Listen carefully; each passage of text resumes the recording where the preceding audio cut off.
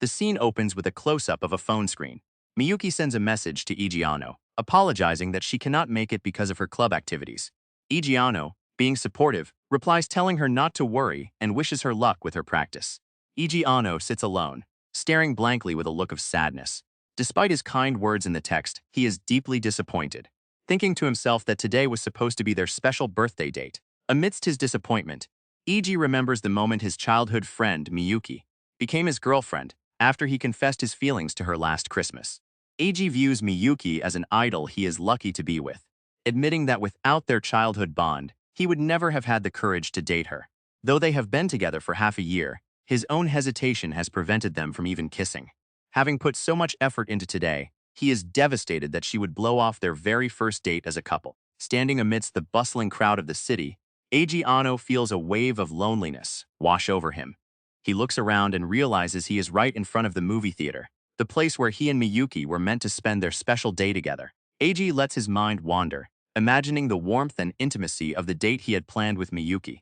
However, the fantasy quickly vanishes, leaving him to question why he is even daydreaming while standing alone in the middle of the crowd. Just as Eiji is struggling with his disappointment, he freezes in shock. Right before his eyes, he sees Miyuki kissing another man, leaving him utterly bewildered. Eiji looks around the area, his heart sinking as he recognizes the surroundings. He realizes with a shock that he is in the Love Hotel district, making the sight of Miyuki with another man even more heartbreaking. Eiji witnesses the heartbreaking reality as he hears Miyuki's playful protests and intimate whispers with another man inside the hotel room. Hearing her call the man senpai shatters whatever hope he had left. Overwhelmed by a sense of stupidity and despair, Eiji turns away, deciding to head back alone. Just as Eiji tries to walk away from the scene of betrayal, he freezes in total shock there. Right in front of him is Miyuki, looking happy and clinging to the Theo. Devastated and unable to process the sight, Eiji can only whisper her name in disbelief. The air grows heavy with tension, as Eiji stands frozen in shock. Theo looks at him and calls his name, while Miyuki, caught completely off guard, can barely manage to utter a sound. Theo looks at Eiji with a cold gaze, demanding to know why he is there. Overwhelmed and trembling, Eiji tries to apologize and reaches out to Miyuki.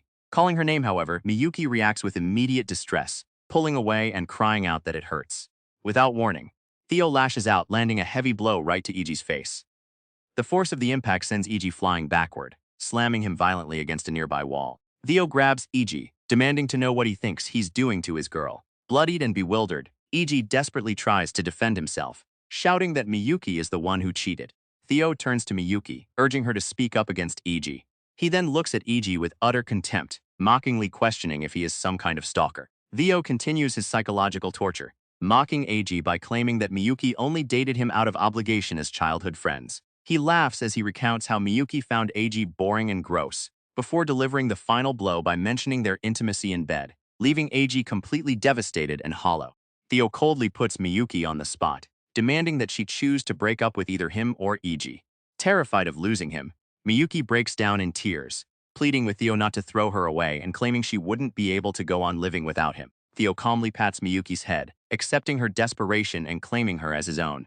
Meanwhile, Eiji stands frozen, his expression one of pure shock and heartbreak as he watches the cruel reality of Miyuki's betrayal unfold before his eyes. Theo gives Miyuki a condescending pat on the head, telling her that it is enough as long as she understands. With a cruel, triumphant smile, he then pressures her to speak clearly and out loud, forcing her to define her relationship with Eiji by mockingly asking, "Who is this guy?" While a devastated Eiji looks on in shock. Following Theo's demand, Miyuki coldly declares that while Eiji was once her childhood friend, he has now become nothing more than a clingy stalker and a horrible, abusive boyfriend. Eiji stands frozen, his eyes wide with devastation. He can barely whisper her name, completely shattered by the betrayal and the lies Miyuki has just told about him. Theo continues to mock Eiji, demanding that Miyuki tell the delusional stalker the truth. With a cold and indifferent expression, Miyuki delivers the final blow, offering a hollow apology, before telling Eiji that she can't be with him anymore. Miyuki delivers one final cold command, telling Eiji not to even speak to her at school. As the world fades to black, Eiji realizes that from this day forward, his happy everyday life has begun to fall apart. Eiji returns home to Kitchen Aono, his family's restaurant. His parents greet him with warmth, noticing he has returned earlier than usual. However, haunted by the day's events, Eiji remains withdrawn and hollow, barely managing to decline his father's offer of a meal. Paralyzed by the shock of everything that happened, Eiji retreats to his room, He spends his days lying in bed, feeling completely helpless and simply waiting for time to pass. EG sinks deeper into his despair. Unable to even bring himself to eat the meals his mother Lumi leaves for him. As the days pass, he is tormented by the same agonizing nightmares, playing the betrayal over and over again in his mind. In his recurring nightmares, Haji is forced to witness Miyake in the arms of Theo.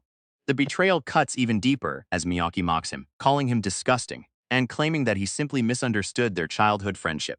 The nightmare becomes even more cruel. Trapped within a fragmented void, Eiji can only watch in horror as Theo tells Miyuki to forget about the creepy guy and focus entirely on him. While the sounds of their intimacy echo around him, Eiji jolts awake, gasping for air as the haunting images of the betrayal linger in his mind. With tears streaming down his face and a look of pure desperation, he begs for the nightmare to finally stop. Haunted by the vivid images of betrayal, Eiji becomes terrified of falling asleep, fearing the torture that awaits him in his dreams. This despair follows him into his waking hours, where he walks through the world as a ghost, ignored by everyone around him, his own reflection revealing a hollow shell of his former self. Despite his inner turmoil and mental exhaustion, Eiji tries to hide his pain behind a fake smile. When a classmate cheerfully asks him about Amadasan, Eiji can only manage a hollow, forced laugh. A girl calls out to Eiji, catching his attention. She suddenly asks him if there is someone he likes, which catches him off guard. When Eiji questions the sudden topic, she mentions that he never talks about romance, noting that even Miyuki doesn't bring it up. Then, with a playful smile, she asks if she should just become his bride instead, leaving Eiji stunned. Lyra giggles and quickly tells Eiji she was only kidding. Flustered and embarrassed, Eiji tells her to cut it out, but she only laughs harder, teasing him for taking her joke so seriously. Just as Eiji is recovering from Lyra's teasing, he finds himself face-to-face with Rin. He stands there in awkward silence, his expression filled with unease as he looks at the girl who betrayed him. Rin looks at Eiji with a questioning gaze and softly calls his name, wondering why he seems so unsettled. Just as Rin approaches, Lyra suddenly steps in to shield her. She lashes out at Eiji, calling him an abusive creep, and demanding that he stop involving himself with Miyuki. Eiji stands there in complete shock, unable to process the accusation. Lyra warns him that she won't let him get away if he continues stalking her, before firmly leading Rin away from him. As Lyra leads Rin away, she firmly tells her that she must properly ignore stalkers like Eiji. Left in total isolation, Eiji can only whisper a defeated. His expression filled with sorrow, the scene shifts to the exterior of Kitchen Aono. Back in his room, Eiji stares at his phone with a troubled expression, his mind likely racing with the day's cruelty, before finally flopping face down onto his bed in total exhaustion. As Eiji lies in despair, his phone alerts him to a new message. He is shocked to find a cruel email from an unknown account that bluntly tells him to die and calls him disgusting. The screen is filled with a relentless stream of hatred, with messages calling Eiji an abusive scumbag and a violent jerk, further crushing his spirit. The onslaught of hatred shows no sign of stopping. Eiji's phone is overwhelmed by a flood of cruel messages, calling him a stalker and a violent creep, with some even demanding that he simply drop out of school. Eiji stares at his phone in shock, his mind racing as he whispers that he didn't do anything. The screen is filled with cruel demands for him to drop out and leave the school. Unable to handle the psychological pressure, he collapses onto his bed, completely broken. The next day arrives. Eiji returns to school, his head bowed and his expression filled with despair. As he walks through the hallway, he remains an outcast, while other students and the couple who betrayed him continue their lives unbothered. Standing at the door, Eiji tries to steel himself, desperately telling himself to just act like it's a normal day. However, the moment he steps inside and takes his seat, the suffocating atmosphere becomes clear. Amidst the chatter of his peers, a sharp task of disgust rings out, leaving Eiji trembling in fear and complete isolation. Eiji sits frozen at his desk, trapped in a suffocating atmosphere of hatred. The voices of his classmates swarm around him like a nightmare, labeling him a piece of trash and an abusive freak, leaving him completely isolated in his own classroom. The abuse escalates as a classmate slams the desk, shouting at Eiji to shut up and calling him a criminal, insisting that Miyuki would never lie. Eiji is left trembling, desperately thinking that he didn't do anything. The pressure mounts as other students look down on him, comparing him to the school's celebrities, and reminding him that even a respected senior from the soccer club claims to have witnessed his alleged crimes. Miyuki looks down on Eiji with a smug and accusatory expression, declaring that anyone would know who to believe. Broken and exhausted, Eiji can no longer bear the weight of the lies, wishing the noise would just stop. Completely broken by the relentless bullying and Miyuki's betrayal, Eiji slumps over his desk in total despair, wondering why everything had to end up like this. The contrast is stark. While the rest of the students gather in the classroom, Sharing laughs and conversation, AG sits alone on a distant bench. With a hollow expression and dead eyes, he mechanically eats his lunch, the weight of the school's hatred leaving him completely empty. A notification pings on AG's phone, informing him that Today's club activity is suddenly cancelled. As he walks through the school hallway, ignored by his peers, he is overwhelmed by a crushing sense of loneliness, realizing there is no one left in his class he can rely on. Driven by desperation, EG heads to the club room, hoping that someone might still be there despite the cancellation. He tentatively calls out to the president, clinging to the slim hope of finding a shred of support. Unbeknownst to EG, the club members are mocking him behind his back. They admit that the cancellation notice was a lie just to keep him away. And in a final act of cruelty, they reveal that they've already thrown away the draft he had painstakingly drawn. Tears stream down EG's face as he listens to the cruel words of the club members. They mock his hard work and call him pathetic, shattering his spirit completely. EG stands frozen in the hallway, staring down at the tipped-over trash can. Scattered among the waste is the manuscript he poured his heart into, now nothing more than discarded trash. Staring at the torn pieces of his hard work, AG feels his heart shatter. The cruel reality sinks in. He truly has no one left on his side. Lost in his grief, EG continues to wander the halls until a sudden thought strikes him. He remembers Vice homeroom teacher Ayase, hoping that she might still be in the classroom and could be the one person left to help him. Just as AG finds teacher Ayase, he freezes in his tracks. He overhears a classmate telling the teacher that Miyuki has been troubled lately, asking her to check on her. Teacher Ayase, believing the act, expresses her concern, while Miyuki plays the part of the struggling victim with a faint, deceptive smile. EG stands frozen in the hallway, his world crumbling around him. As he listens to the manipulation, the memory of teacher Ayase's promise to always be on his side echoes in his mind, making the current reality feel even more cruel. AG returns to his locker, but the moment he opens it, he is met with a new wave of cruelty. Hateful notes, including one telling him to die and another threatening him if he dares to snitch, stare back at him, leaving AG completely broken and devastated. Broken and alone, AG walks away from the school grounds, leaving behind the whispers and the betrayal. From a distance, Miyuki and her classmates watch his retreating figure, the silence only deepening his isolation. EG returns home, the door closing with a soft clack. He is greeted by his mother, Lumi, who asks if he has no club today. EG quietly lies, claiming it was cancelled at the last minute. Noticing his exhausted and drained expression, Lumi tells him to make sure he rests properly, to which EG gives a faint, tired thank you. EG thinks back to the strength of his family. He remembers how his older brother stepped up to protect the family and run the shop in their father's stead, and how Lumi never let her grief show, always smiling. So he wouldn't worry, they both bore their exhaustion in silence, wanting nothing more than for EG to simply enjoy his time at school. EG puts on a forced smile, promising to do his best. He believes that as long as he keeps enduring the hardship in silence, no one in his family has to be unhappy. The scene shifts to a quiet, solitary bedroom. A long-haired girl sits on her bed, pulling up the covers as the clock on the wall ticks steadily in the silence. Haunted by the past, Noah finds herself unable to sleep, questioning why her life took such a turn. She is plagued by memories of that day, wishing she had been stronger and clung to AG, begging him not to break up with her instead of letting him go.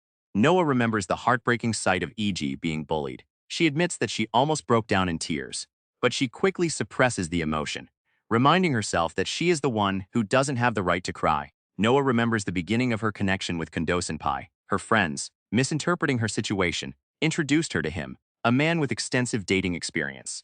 Though it started as casual conversation, and she initially tried to decline, she was drawn to his charm, intelligence, and status as the ace of the soccer team. Noah reflects on the contrast between AG and Kondo-senpai.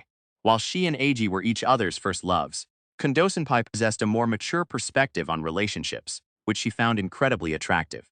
Kondo-senpai was everything EG wasn't: confident, smooth, and experienced. He effortlessly showered Noah with compliments, telling her she was seriously attractive and playing the part of the perfect, charming senior. In her memories, Noah recalls the romantic tension and the moment she and Kondo-senpai shared a kiss, completely captivated by his confidence and charm. Looking back at that moment, Noah realizes with regret that everything she was supposed to give to EG was quickly taken away by Kondo-senpai. Kondo-senpai looks at Miyuki with a smug, confident expression, dismissively claiming that if a guy fails to make a move on someone as attractive as her, it is entirely his own fault. He tells her it's okay, further manipulating her into justifying their affair. Kondo-senpai continues to twist Miyuki's perception, telling her that she isn't the one in the wrong and that AG is the one who failed.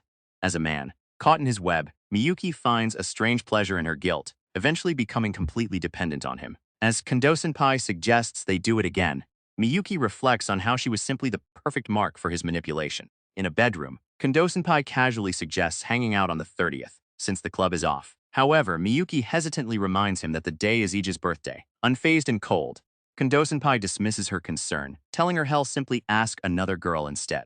Kondo-senpai turns the situation around, playing the victim by claiming that Miyuki always puts Iji first. He coldly tells her that he is tired of chasing her and suggests they end things for the sake of their own happiness. Terrified of losing him, Miyuki panics and begs him to wait. Overwhelmed by guilt, Miyuki recalls the cold truth behind her decision. She admits that she relied on Eiji's forgiving nature, believing he would always accept her regardless of what she did. Because of that misplaced confidence, she ultimately chose to stay with Kondo-senpai. Miyuki recalls the 10 years she spent with Eiji, imagining a world where he was her destined partner, and they ended up married. However, the reality of her betrayal haunts her, torn between the urge to confess her lies and cheating to everyone, and the paralyzing fear of losing everything she has. She sinks into deep despair. The focus shifts away from Miyuki's guilt, returning to the silent exterior of the school building. Eiji returns to school, but the atmosphere is suffocating. Hateful notes telling him to die and stay away are plastered on his desk, some already crushed underfoot. As he walks through the halls, his classmates whisper in disgust, labeling him a violent guy and praising Kondo-senpai for putting him in his place. The nightmare only worsens as Eiji finds his own photo and home address pinned to the blackboard. Labeled as an abusive guy and a creep, the board carries a blunt, cruel demand for him to get out. The cruelty extends beyond the classroom walls. With his address exposed, Eiji's own home is now marked, turning his only safe haven into a target for the public's hatred. Eiji is completely broken. He is horrified to realize that because of the lies and the leaked information, his family and his father's shop are now in danger. Overwhelmed by guilt and agony, he screams out in desperation, unable to understand why he must endure such a nightmare. Filled with anguish and anger, Eiji demands to know why such a cruel lie was told. However, Kondo-senpai looks at him with a smug, sadistic grin, taunting him by asking how it feels to be treated like a criminal. Kondo-senpai looks at Eiji with a sadistic grin, coldly admitting that he did it all simply because it was fun. He mocks Eiji's misery, telling him that watching him lose his girlfriend and everything else makes for a great show. Kondo-senpai's sadistic nature is fully on display. As he openly admits his love for destroying the lives of others, he cruelly tells Eiji that it was his own fault for thinking someone like him could ever be with Miyuki, urging him to just drop out of school. Completely broken and drained of hope, Eiji collapses to the floor, feeling that his situation is utterly hopeless. Eiji finds himself in the school infirmary, his spirit completely shattered. As the school nurse tells him she will inform his homeroom teacher about his condition, Eiji can only offer a faint, hollow thank you, his eyes reflecting a deep, vacant sadness. Eiji sits in the dim light of the infirmary, staring blankly out the window. Overwhelmed by betrayal and isolation, he sinks deeper into despair, convinced that no one is going to help him. Eiji's thoughts drift to his parents and his brother, but he feels he cannot even speak to them in his current state. He realizes the hopelessness of his situation, knowing that because Miyuki is seen as smart and capable, even the teachers will believe her lies over someone like him. Eiji stares blankly at his phone, which is flooded with cruel messages calling him a creep and demanding that he drop out of school. Betrayed by Miyuki, he feels his life is completely ruined. The blow becomes even heavier when he receives a message from his club president, informing him that he is no longer welcome in the club because the other members are terrified of him. Eiji is left in a state of absolute shock and despair, feeling there is no way out. As the cruel words of his peers echo in his mind, Eiji finally breaks. Tears stream down his face as he silently screams his innocence, haunted by the truth that no one believes him. Lost in his despair, Eiji tries to reach out through his phone, but he is met with a cold system notification. The message informs him that the friend cannot receive gifts, serving as another cruel reminder that he has been completely isolated and cut off from his peers. Unable to hold back his emotions any longer, Eiji collapses into a state of pure despair, sobbing uncontrollably as the weight of his loneliness finally crushes him. Hiding his pain, Eiji apologizes to the school nurse for the trouble, claiming that he is fine now. After she tells him to take care of himself, Eiji quietly walks out of the room, alone once again. Eiji sits alone, his expression hollow and defeated. He tells himself that he will simply have to get used to the situation, waiting for the day his heart finally goes numb to the cruelty of the people around him. Eiji remains slumped against the wall, a broken silhouette of his former self. As the echoes of insults like creep and die haunt his mind, he tells himself that if he can just endure it all, he might survive. The hateful voices continue to swarm around Eiji, calling him scum, filth, and the worst. Despite the crushing weight of the insults, he stares ahead with hollow eyes, sinking deeper into his own isolation. As the weight of the world becomes unbearable, E.G. sits in desolate silence. His mind drifts toward a dark conclusion, wondering if jumping off the rooftop would finally make everything easier. E.G. stands alone on the rooftop, staring out at the vast, empty sky, his heart heavy with despair as he reaches the brink of his endurance. E.G. stands with a hollow, lifeless expression, completely broken by the world's cruelty. However, as he lingers on the edge, he realizes someone else is there, a beautiful, mysterious girl standing in the wind, seemingly haunted by her own silent struggles. A close-up of Ige's face reveals a look of total emptiness. At the end of hopeless despair with no escape, he feels as though he has reached the absolute limit of his endurance. At the lowest point of his life, Eiji comes face-to-face with a mysterious and beautiful Mira. He realizes that this encounter is the moment that will change his fate forever. Mira looks at Eiji with a curious expression and asks, "You are?" as they stand together in the quiet of the rooftop. Eiji awkwardly introduces himself as a second-year student, explaining that he had been skipping class and wandering around the school before happening upon the rooftop. While pretending to be casual, Eiji thinks to himself that there is no way he can admit he actually came to the rooftop to jump off. Meanwhile, Mira looks at him and calls him Ano-senpai. Mira is revealed to be Ichiju Ai, a brilliant girl who placed first in the entrance exams. Thanks to her beauty and kindness, she instantly became the school idol, leading many boys in her class to confess their love to her. Mira looks at Eiji with a questioning gaze, wondering why he has shown up now of all times. With a pained, forced smile, Eiji admits that she has likely heard the rumors about him and asks if he can stay in this spot to hide out until the lunch break. Mira gives a blunt refusal to Eiji's request. With a stern expression, she declares that the rooftop is her spot and tells him to disappear somewhere else. Eiji looks at Mira with a skeptical expression, questioning if she is truly sure about her decision, reminding her that she is likely aware of the rumors surrounding him. Mira responds with a firm, cold gaze, simply stating that she does indeed know about them. Eiji is taken aback by her response, but Mira remains firm. Even though she admits to knowing the rumors about him, she still refuses to give up her spot. Mira calmly reveals that she doesn't take the rumors about Eiji seriously since she hasn't witnessed anything herself. Eiji is left speechless, shocked that someone would actually dismiss the accusations against him. Mira continues, questioning why anyone would believe such a one-sided and vague story. She dismisses romance as a kind of illness and expresses her disgust at how students overreact, essentially lynching someone without even knowing the truth. Overwhelmed by Mira's unexpected perspective and her disdain for baseless rumors, Eiji looks down and asks her softly, "Then, do you believe in me?" Mira dismisses the notion of belief, stating that hurting someone based on biased and one-sided information is simply too great a risk. Eiji is left speechless, his eyes wide with shock and realization at her words. Under the open sky, Eiji looks down, his eyes shimmering with emotion. Overwhelmed by Mira's kindness and fairness, he softly whispers a thank you. Mira looks at Eiji with a puzzled expression, questioning why he would thank her. She seems genuinely surprised that her simple refusal to judge him meant so much to him. Eiji closes his eyes with a soft, heartfelt smile, looking truly relieved. He tells Mira that it's fine if she doesn't know why he's so grateful. Just as the moment between them softens, a sudden downpour begins. Eiji looks up in surprise, exclaiming "Whoa" as the rain starts to fall heavily around them. With the rain pouring down, Eiji tells Mira that they should head inside so she doesn't catch a cold. Mira coldly tells him to leave her alone, though she seems to hesitate for a moment. Mira snaps, her frustration boiling over as she shouts at Eiji for not understanding her. With rain streaming down her face, she begins to reveal the painful reason why she had been spending her time all alone on the rooftop. Eiji asks in confusion about the reason she mentioned. Mira tells him that there is no need to worry about her getting soaked or catching a cold. With a look of profound sadness and teary eyes, she reveals the heartbreaking truth. She believes there is no tomorrow for her. Eiji's eyes widen in shock, his face pale as he processes the weight of Mira's words. He stands frozen in the rain, deeply shaken by her admission of despair. Eiji tries to reach out to Mira, urging her to calm down.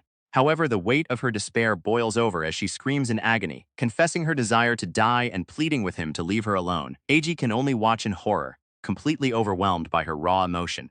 In a moment of desperation, Eiji lunges forward and grabs Mira's arm, shouting for her to stop as he tries to prevent her from harming herself. Mira reacts with desperation, struggling wildly against Eiji's grip and kicking him. Eiji winces in pain, pleading with her to stop as he tries his best to keep her safe. Overwhelmed by emotion, Mira cries out, questioning why Eiji would go so far to protect her, and noting the danger he put himself in.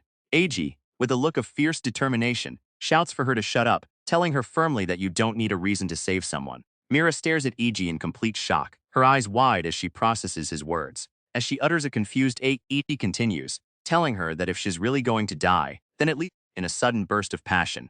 Eiji shouts his proposal to Mira, asking her to skip school and go out with him for the day. Mira is caught completely off guard, staring at him in utter confusion. Mira shouts in confusion, questioning if Eiji even understands the gravity of their situation. However, Eiji gives a sad smile and reveals a shocking truth. He had come to the rooftop planning to die as well, never expecting that he would end up saving a junior in the same position. Mira stares at him, completely speechless, stunned by the revelation that Eiji shared her same darkness. Mira's expression softens. Through her tears, a small, genuine smile forms on her face as she softly agrees, finding a strange sense of solace in their shared pain. Eiji gazes at Mira with a soft, tender smile, a sense of mutual understanding and relief passing between them amidst the falling rain. After the emotional exchange, Eiji suggests they head back inside. Mira, still appearing a bit dazed, simply agrees as they prepare to leave the rooftop together. Eiji kindly reaches out and offers Mira a handkerchief, telling her to use it.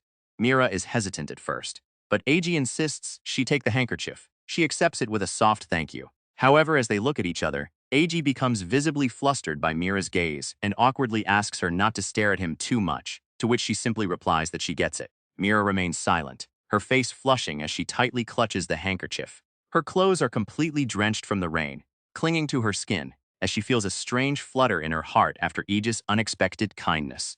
Mira steals a quiet, shy glance at Eiji, her eyes reflecting a deep sense of warmth and affection. Now back inside the school, Mira asks Eiji what they should do next. Eiji, still visibly flustered, quickly apologizes, but Mira teases him, claiming that his actions constitute sexual harassment. Mira continues to tease Eiji, reminding him that since he was the one who invited her to skip school, he must have some kind of plan in mind. Eiji simply looks back at her with a smile. Eiji gives a sheepish smile and honestly admits that he didn't have a plan, explaining that he was simply desperate. Mira looks at him with a deadpan expression, noting that this is definitely not the cool kind of delinquent behavior. Mira lets out a soft giggle, her expression softening as she simply agrees, seemingly charmed by Eiji's clumsy honesty. Eiji thinks back to the stories he heard from classmates who had tried to confess their feelings to Mira. Looking at her now, he is struck by her radiant expression, realizing that she is capable of such a beautiful smile. Contrasting with the smile he admires, Eiji remembers the harsh reality of Mira's interactions with her admirers. She coldly questions why strangers believe they can date her, admitting that such sudden confessions only fill her with fear and the conviction that they are only interested in her looks or status. G remembers the stories from other students who had tried to confess their feelings to Mira, recalling how one of them described their heart as being completely shattered by her rejection. Eiji is completely taken aback by Mira's genuine smile. He reflects on how he expected her to harshly reject his suggestion to skip school, just as she had done to so many others, but her reaction is entirely unexpected. As they sit together, Mira shyly approaches him and offers a small gift, softly explaining that it is in return for his kindness. Eiji gratefully accepts the rice ball from Mira, thanking her sincerely. Wanting to return the kindness, he quickly checks his bag and, with a blush, happily discovers he has rice balls to share with her as well. Mira takes a bite of the rice ball Eiji offered her, her eyes widening in surprise as she finds it absolutely delicious. Eiji explains that the rice ball is a classic convenience store staple tuna mayo. Mira, tasting it, realizes it's tuna mixed with mayonnaise, appearing intrigued by the simple yet delicious snack. Mira savors the tuna mayo rice ball, her expression softening as she realizes that everyone around her has been eating something this delicious. Seeing her reaction, Eiji gives her a warm, encouraging smile and tells her that there are tons of other delicious things out there for her to try. Looking at Mira, Eiji speaks with a gentle yet poignant tone, telling her that it would be such a waste to die without knowing the simple pleasures that the world has to offer. Mira looks at Eiji with a touched and shimmering gaze. As she savors the delicious taste of the rice ball, she realizes that she is genuinely becoming interested in the world around her. With a bright and cheerful smile, Eiji suddenly asks Mira if she wants to come over to his place. Mira is completely stunned by the unexpected invitation, reacting with utter shock. As they head toward the exit, Mira looks worried and reminds Eiji that the front gate is locked. Wondering how they'll possibly get out, undeterred, he simply tells her they're going, leading the way forward. Eiji casually suggests that they simply climb over the gate to get out. This immediately flusters Mira, who frantically protests, reminding him that she is wearing a skirt. Realizing his mistake, Eiji quickly tells a flustered Mira that he was just kidding. He then points toward a metal door by the front entrance, explaining that while it's locked from the outside, it's easy to unlock and exit from the inside. Mira looks at Iji with suspicion, wondering how he knows about the metal door. Iji gives her a mischievous smile, teasing her that an honor student like her wouldn't know such things, adding that doing something like this once in a while is fine. Then Iji takes Mira's hand in his, and together they head out of the school. Mira notices Eiji's face turning bright red and asks why he is blushing. Despite his obvious embarrassment, she tells him to get moving quickly. Walking away from the school, Eiji and Mira continue to hold hands. Pyrrha blushes, questioning if it's really okay to be this close to someone she just met. While she admits to feeling a bit uncomfortable, she tries to convince herself that such things are normal in movies or plays, leaving Eiji speechless. Myra suddenly reveals that this is her first time holding hands with a boy, urging Eiji to be mindful of it.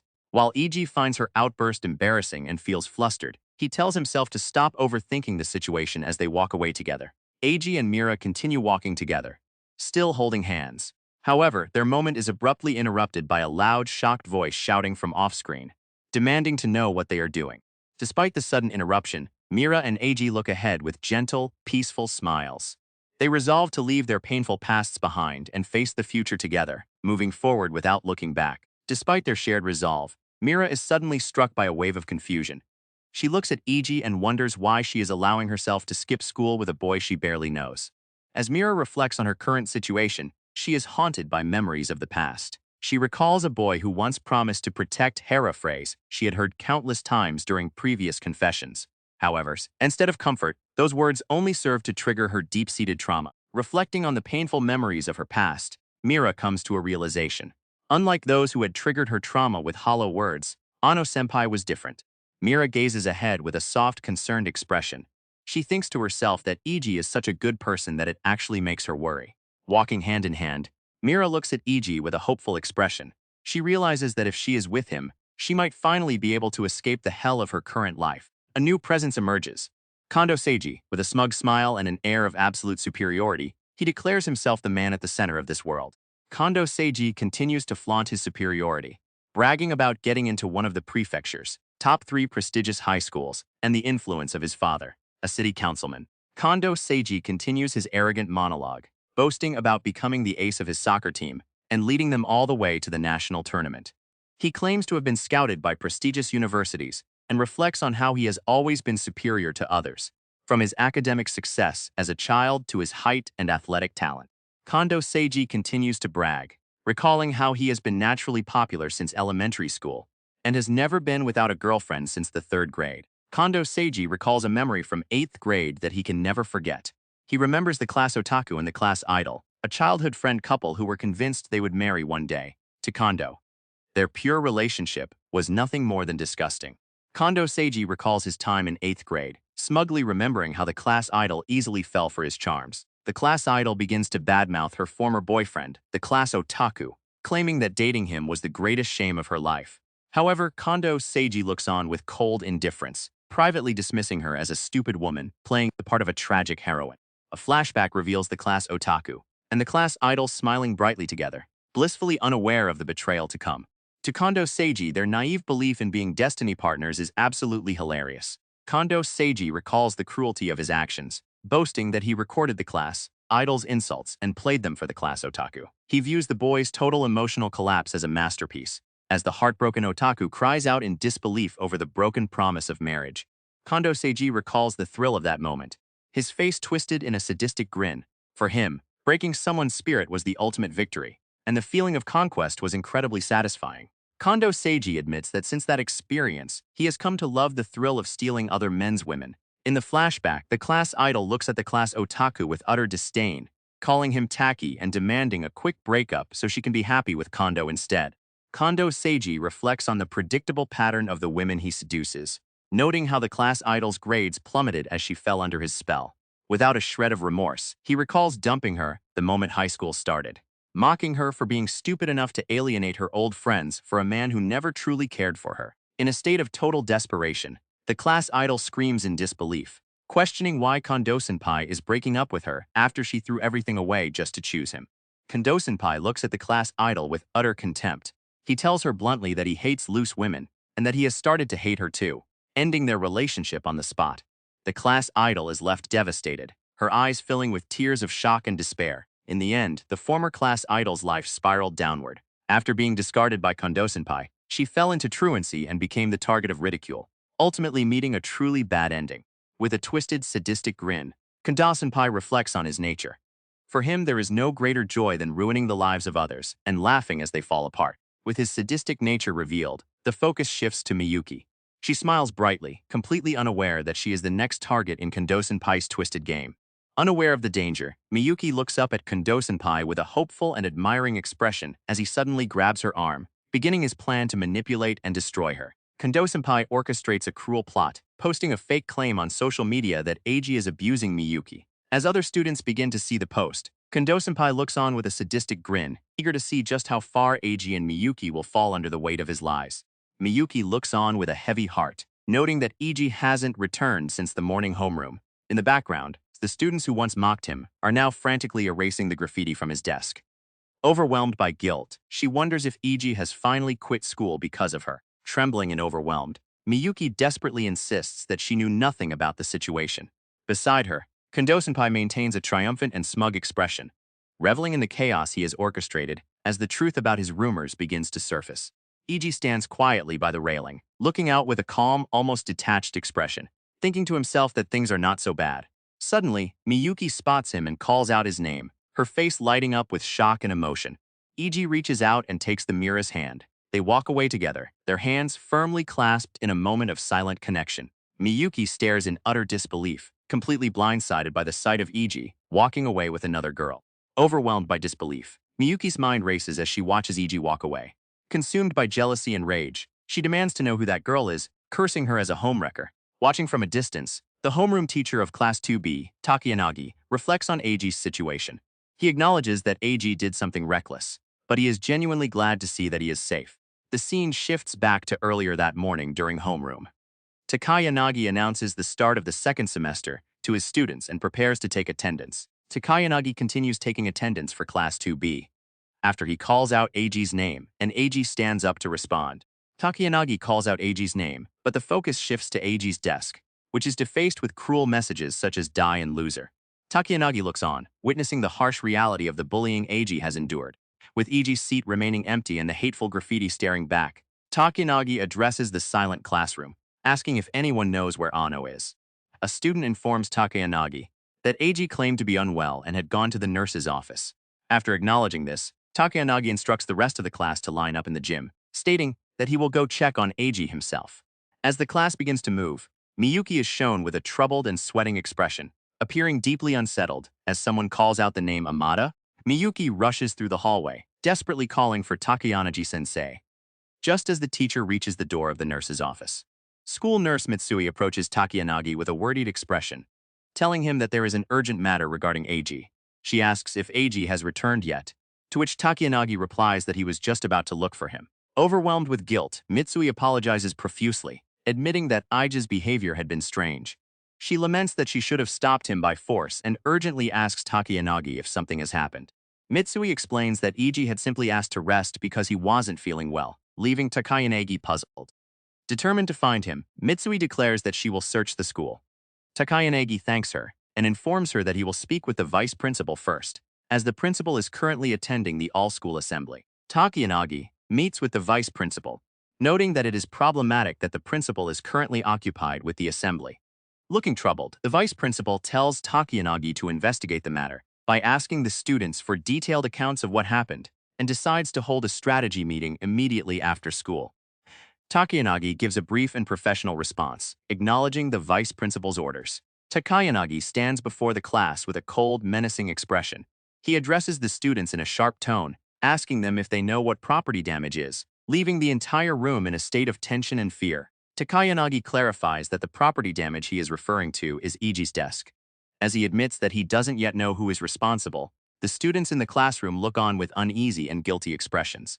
The focus shifts to Eiji's desk, revealing cruel messages such as die loser and get lost written all over the surface. Looking at the hateful words and recalling Eiji's condition, Takeyanagi can now roughly imagine the torment the student has been going through. Takeyanagi continues to pressure the students, coldly reminding them that school desks are public property funded by their parents' taxes. He declares that damaging them is a serious crime, leaving Miyuki visibly shaken and nervous. Takanagi continues his stern lecture, anticipating that the culprit might try to justify their actions by claiming they simply felt Ano was a bad person. However, he shuts down any such excuses, firmly stating that writing slander on another student's desk is absolutely unacceptable. Takanagi brings up a harsh reality, mentioning how people have been arrested for sending death threats to celebrities. He makes it clear to the trembling students that the same logic applies. Hireno excuse will save the culprit from the consequences of their actions. With a stern and unwavering gaze, Takayanagi makes it clear that he will not allow this incident to be dismissed as simple bullying. He warns the students that this is a crime that cannot be overlooked and demands that they remember this fact firmly. The story shifts back 30 minutes, following Takayanaga's stern warning to the class. An emergency meeting is convened in the conference room, where the principal arrives late and flustered, joining the vice principal and Takayanagi to discuss a serious matter. The vice principal suddenly bows low in a show of deep gratitude, thanking Takayanagi-sensei for his quick action in contacting the administration. Takayanagi humbly admits that the incident might be a failure in how he managed his class, stating that all he can do now is reflect on his actions. However, the vice principal remains stern, insisting that nothing is more important to address at this moment than this bad news. The vice principal acknowledges Takayanaga's sense of responsibility, reminding him that as teachers, there will always be things to reflect on. Grade Chair Awai speaks up, reassuring Takayanagi that he has done everything possible, noting that many others would have simply hidden the truth to protect their own reputation. The vice principal agrees with Hawaii, suggesting that they should focus their efforts on the present and future, rather than dwelling on the past. The vice principal asks if there is any news on how Eiji is doing after leaving school early. Iwai responds, explaining that because Takayanagi had already questioned several students, he took the initiative to call Eiji's parents himself. Iwai informs the group that he inquired about Eiji's well-being, since he had left school early feeling unwell. He confirms that Eiji made it home safely, while a scene shows Eiji walking away while holding hands with Mira. The vice principal is pleased to hear that Eiji has returned home safely. With that settled, Takayanagi prepares to share the basic policy he had previously discussed with the vice principal. The vice principal stresses the urgency of the situation, stating that prioritizing Eiji is the first step. He warns that if Eiji refuses to return or drops out, all their efforts will be for nothing.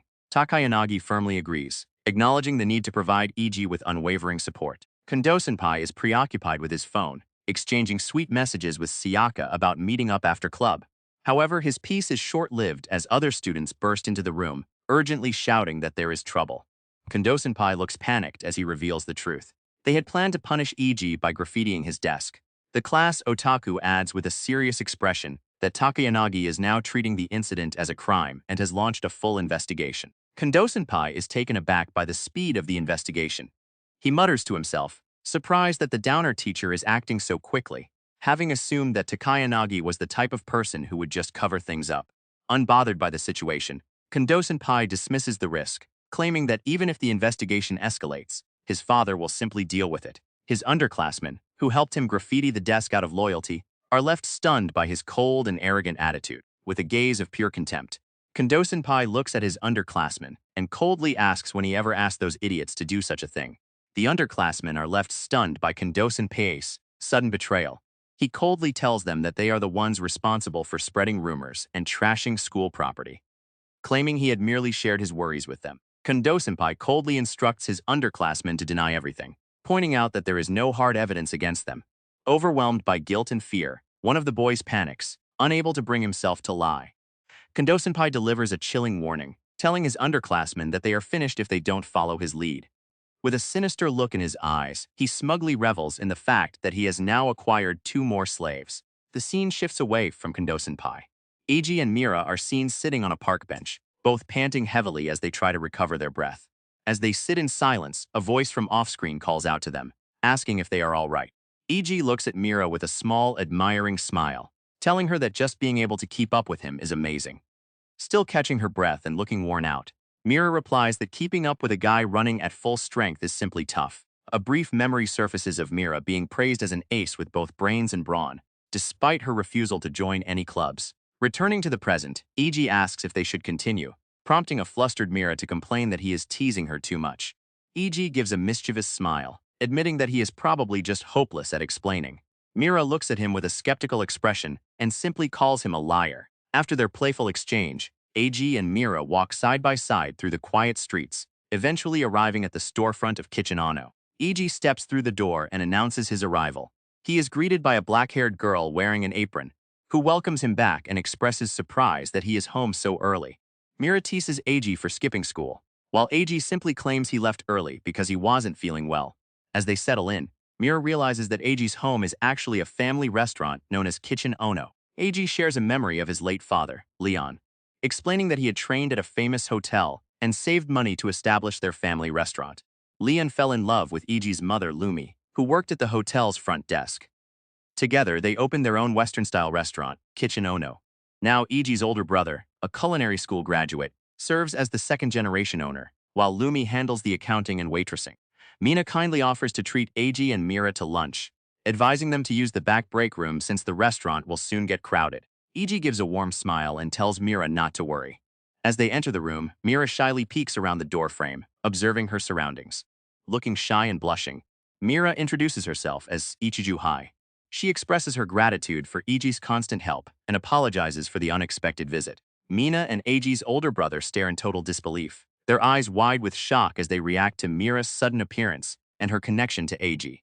Mira blushes, feeling hesitant after introducing herself as EG's Kuhai.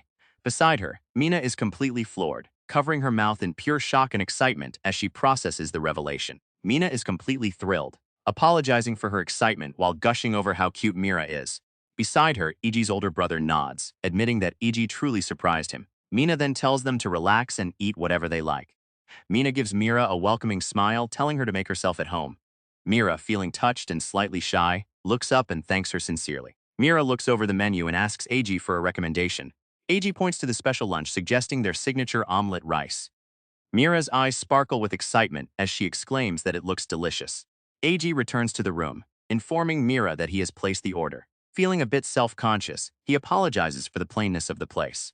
However, Mira tells him that she actually finds it refreshing, explaining that neither her family home nor her own apartment has a Japanese-style room. AG explains that the space is actually his mother and brother's break room, mentioning how their hobbies have overflowed into the area. Mira smiles warmly, realizing that these personal touches are what make the room feel so welcoming. Looking around the cozy room, Mira tells AG that his family seems very close. She reflects that a house reflects the color of the family that lives there, softly admitting that she is jealous of that bond. Mira looks away, her voice tinged with sadness as she reveals that her own family used to be just as warm. EG listens silently, looking at her with a concerned expression. Mina enters the room, bringing the food they ordered. As she presents the special lunch, Mira's eyes sparkle with excitement and anticipation at the sight of the delicious meal. Mina informs Mira that tea or coffee is on the house after the meal. When Mira requests tea, Mina is pleasantly surprised, and the two girls share a warm, happy moment together. EG gives a small, amused smile, noting that it's no surprise Mira chose tea as his mother is quite a tea lover herself. Mina smiles warmly as she prepares to leave the room, telling AG and Mira to enjoy their meal and that she will bring the tea once they are done. EG gives a gentle nod, smiling kindly at Mira. Mira looks at him, feeling a bit flustered and blushing. Together they clasp their hands in a gesture of gratitude, ready to enjoy the special lunch Mina prepared. With their hands pressed together in gratitude, AG and Mira thank the house for the meal. They both begin to eat with bright, joyful expressions on their faces. Mira happily munches on her food, blushing as she finds the meal absolutely delicious. Watching her, AG smiles softly, thinking about how crazy it is that just a short while ago, they were both at their lowest point and ready to die. AG and Mira look at each other with genuine smiles, basking in the warmth of the moment. The heavy shadows of their past seem to fade away as they find comfort and happiness in each other's company.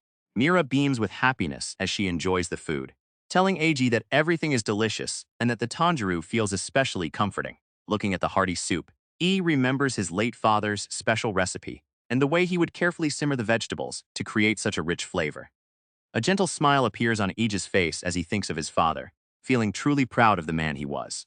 Ege briefly wonders if he was being insensitive, but he quickly dismisses the thought with a warm, bright smile. He tells Mira that her appreciation for the food feels like she is praising his father, and that thought makes him truly happy. Mira smiles warmly as she holds the bowl, noting that the flavor of the tanjiro speaks volumes about the kindness of Ege's father. Ege, touched by her words, scratches his head with a modest smile, simply glad that she enjoys the meal. EG mentions that the meal is all-you-can-eat, and Mira reflects on how lucky she feels to be eating such gentle food. However, the warmth of the moment brings her back to her inner turmoil, and she softly asks EG if she truly deserves to live. With a sorrowful and conflicted expression, Mira confesses her struggle, admitting that she had been agonizing over her decision, even when she went up to the rooftop today. Mira recalls the moment she stood on the rooftop, believing she had finally gathered the resolve to go through with her decision. But something stopped her. Looking at the delicious meal before her, Mira is overwhelmed by how much her life has changed. She recalls the pivotal moment on the rooftop when she met AG, who risked himself to save her just as she had reached her limit. With tears welling in her eyes, Mira remembers how the resolve she had once gathered to end, everything began to waver. Mira admits that she cannot fully comprehend the pain AG has endured, but with tears in her eyes, she confesses the truth. Simply because he was there, she was saved. A tight close-up focuses on Mira's eyes, which are shimmering and brimming with tears, capturing the raw emotion and deep gratitude she feels toward AG. EG looks at Mira with a tender and supportive smile, his voice soft yet firm as he tells her, "I want you to live, Ikijasen." Moved by AG's sincere wish for her to live, Mira finally lets her guard down. She breaks into uncontrollable sobs, releasing all the pain she had carried in silence while trying to maintain her dignity. Watching Mira break down in tears, EG feels as though the walls she built have finally crumbled, allowing him to see the true side of the girl known as Ikiju-I. EG returns to the table with a cup of tea, apologizing for keeping her waiting. As he sets the tea down, he observes that Mira has stopped weeping and seems to have regained her composure. Mira looks up at him with a genuine, happy smile, thanking him warmly. AG informs Mira that the tea is flavored with wine, but since the alcohol has been cooked out, it is safe for her to drink despite being underage.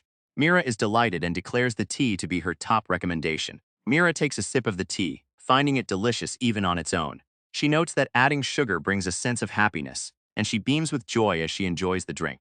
Mira comments on the wonderful aroma of the tea and how sugar enhances it, to which Mina enthusiastically agrees. Mina then asks Mira about her favorite kind of tea, and when Mira mentions Darjeeling, Mina is delighted to find they share the same preference. Mira and Mina are completely absorbed in their conversation, chatting excitedly about their favorite teas. As Mira mentions her recent interest in Japanese black tea, Mina eagerly offers to recommend a great tea shop, while EG watches them both with a warm, satisfied smile. Beaming with joy, Mina tells Mira that she shouldn't just be friends with EG, but should be her friend too. Internally, Mina is overwhelmed with happiness, feeling as if she has finally found a daughter of her own. Mira gives a bright, blushing smile and happily agrees to be friends with Mina.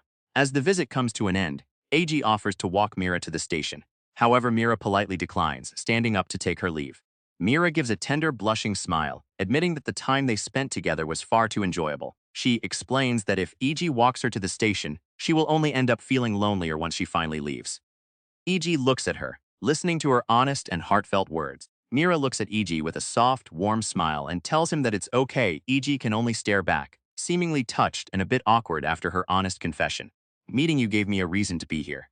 EG looks at Mira with a soft, genuine smile, finally finding a sense of peace and belonging. EG looks back with a questioning expression as Mira suddenly turns to him, softly calling out, "Hey, senpai." Mira looks at EG and asks if they are friends now. EG responds with a gentle of course, leaving Mira looking happy and touched.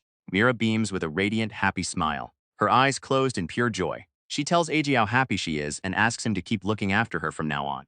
A close-up of Mira's eye captures her lingering emotion before the view shifts to a wide shot of the city, marking a quiet moment of reflection. As Mira walks down a quiet residential street, she reflects on her time with EG, thinking that it might have been the happiest moment of her life. A soft, contented smile forms on her lips. Mira blushes as she thinks about EG, wondering to herself if being friends is enough for the time being. Mira's peaceful thoughts are cut short as a chauffeur arrives at her home. With a neutral expression, she calmly thanks him and prepares to depart. After closing his door, AG finds himself alone. The silence is suddenly shattered as he collapses into a fit of tears, completely overwhelmed by his hidden emotions. Overwhelmed by the weight of everything, AG collapses into his own vulnerability. He curses his sudden weakness, admitting that he had been fine until now, but he can no longer stop himself from trembling. Unable to hold back any longer, AG staggers and collapses against the wall. He covers his face with his hand, trembling in distress, and asks himself in despair what he should do starting tomorrow. Haunted by the thought of tomorrow, AG imagines the cold glares and mocking laughter of his classmates. He envisions himself sitting alone in a desolate classroom, feeling as though his social life has completely perished. In the midst of his overwhelming fear and loneliness, a memory of Myra surfaces. He realizes that talking with her was the only time he could truly forget the pain. Eiji smiles warmly, realizing just how much Mira has saved him from his despair. However, the peaceful moment is shattered by a sudden ping from his phone. His expression instantly darkens as he is reminded of the harsh reality. Tomorrow his classmates will likely subject him to more humiliation. Eiji stares at his screen with wide, anxious eyes as a notification appears. It's a message from Imai Satoshi, checking in on him and explaining that his phone had been broken during a trip. The sudden message brings back a cherished memory of a simpler time where Eiji, Satoshi, and Miyuki shared a bond of pure, innocent happiness. Eiji snaps back to reality, staring at the message from Satoshi. Despite the sudden connection to his past, he sends a short reply claiming hell managed somehow, though his eyes betray a deeper sadness. Satoshi replies quickly, accepting Eiji's strained answer and suggesting they meet up at their usual family restaurant.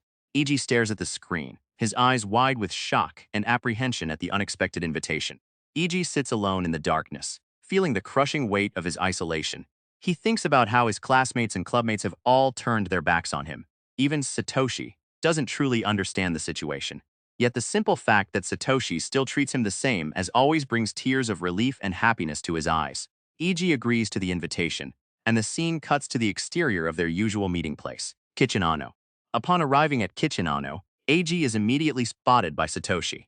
Waving his hand to get his attention, Satoshi calls out to him and guides him toward where he is waiting. Eiji takes his seat across from Satoshi. Satoshi remarks that he was quick to arrive, to which Eiji simply agrees.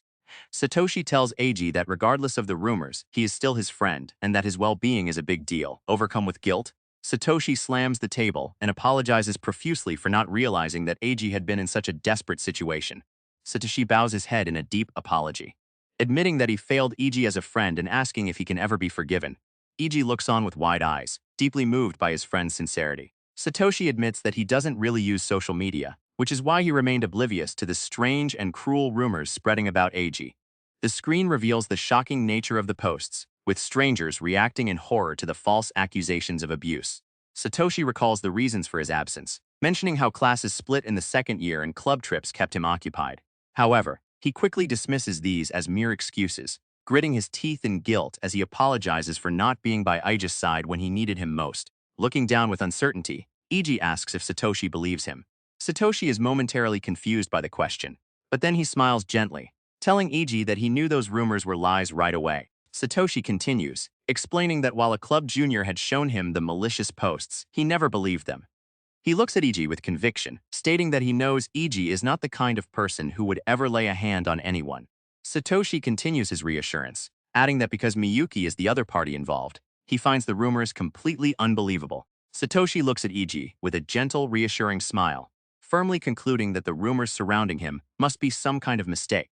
Satoshi tells Eiji that Takayanagi was really worried about him, which catches Eiji off guard and leaves him confused. A flashback reveals Satoshi's experience at school. He tries to ask his classmates if they know anything about Eiji, but they coldly inform him that Eiji left early. As he continues to seek the truth, other students up the hateful rumors circulating about Eiji, leaving Satoshi feeling frustrated and distressed. Satoshi spots Takayanagi in the hallway and calls out to him. Takayanagi asks what is wrong and mentions that he heard Eiji Ano left school early. Hearing this, Satoshi's expression turns fierce as he inwardly vows that if anyone is trying to cover something up, he will punch them. Satoshi pleads with Takayanagi, begging him to reveal anything he knows about what happened to Eiji.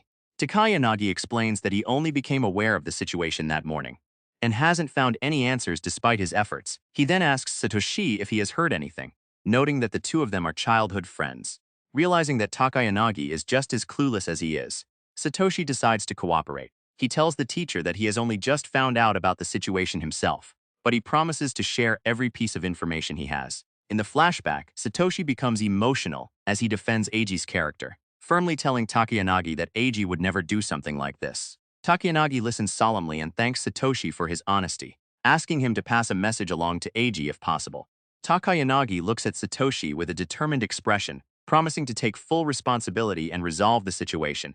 He tells Satoshi that while things may seem scary, he can rely on the adults, urging him to have a little faith in them. Takayanagi gives a gentle smile, leaving Satoshi to reflect on how surprisingly passionate the teacher is being.